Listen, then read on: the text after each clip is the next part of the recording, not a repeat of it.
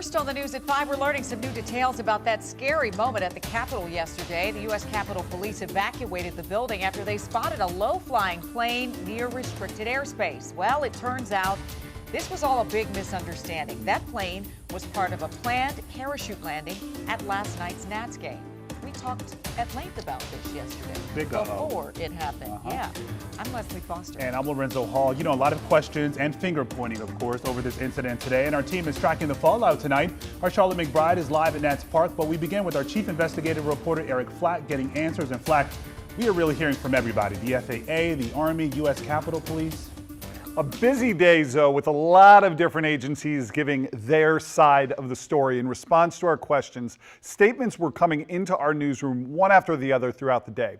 We begin with what the U.S. Army had to say, since it was the Army's Golden Knight parachute team that was really at the center of all this. The Army telling us after its initial review of the incident, the Golden Knights, well, they did everything they were supposed to do. The Army telling us, quote, "We have confirmed that the parachute team filed all appropriate and required Federal Aviation Administration documentation and received FAA approval prior to operating within the National Capital Region's airspace." The team also confirmed the pilots established and maintained communication with the FAA prior to and throughout the operation. So why does that matter so much? Well, keep in mind, in the wake of all this last night, House Speaker Nancy Pelosi was the first to blame the FAA for the unnecessary panic, saying the agency's apparent failure to notify Capitol Police of this pre-planned flyover, one they have done time and time again, is, quote, outrageous and inexcusable. The FAA answering the criticism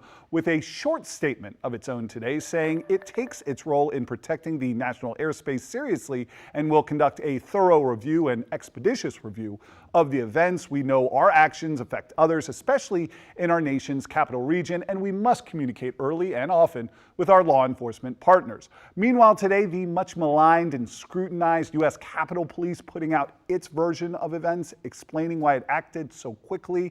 Quote, last night around 6:30 p.m. an unidentified plane was spotted within seconds of the U.S. Capitol. As soon as it was determined that we were not given advance notice of an approved flight, our officers followed USCP policies and procedures and immediately led everyone safely out of the congressional building.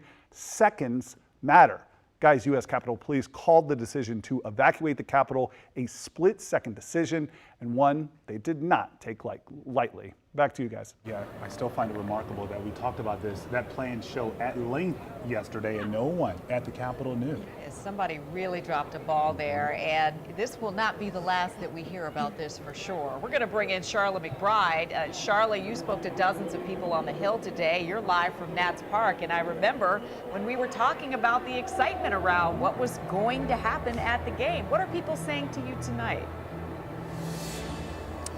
Yeah, you know, this time yesterday we were so excited for those 6 guys to be parachuting onto the field, and who would have known that this would have unfolded. So I was on Capitol Hill earlier today and I spoke with about 50 people, and all of them echoed this same sentiment. All of them telling me they were thankful it happened when it did, which was after 6 o'clock at night. And that's because everyone was at home. Every single person that I spoke with said they got the alert that the building needed to be evacuated, that all the buildings needed to be evacuated. They were home, they were making dinner, they were relaxing for the night.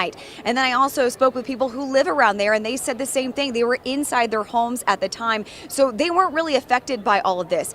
Now, many of you might have seen on Twitter that Sean Doolittle's wife, Erin Dolan, tweeted that she was out walking her dogs around the Senate building, and that's when it was being evacuated. She said that she had seen many people running out of the building in complete panic. She really didn't know what was going on. And then she tells me that she texted Sean, who of course was here at the game, and saying, what could this be? And he said, it can't be the parachute team, right? Just kind of not thinking that could be it. Now, I spoke with her. She didn't want to go on camera, but she said, it was frightening, and she feels a little silly right now saying that she was frightened because she knows that there was nothing to be scared of. But again, when you hear that the Capitol is being evacuated, you hear that the Senate buildings are being evacuated, and you see people running because they're just not sure, it is a scary situation. Of course, we know that there was no threat at this time. And talking with the Nationals, they have no comment. They do not want to speak further about this incident. I think they're just trying to move on from Military Appreciation Night, guys. Yeah. got to understand, too, the folks at the Capitol not taking any chances, considering what we've been through there in the past. Yeah, they can't make a wrong move. Right. They got to take action. So we'll learn more about this. Charlotte, thank you. Of course.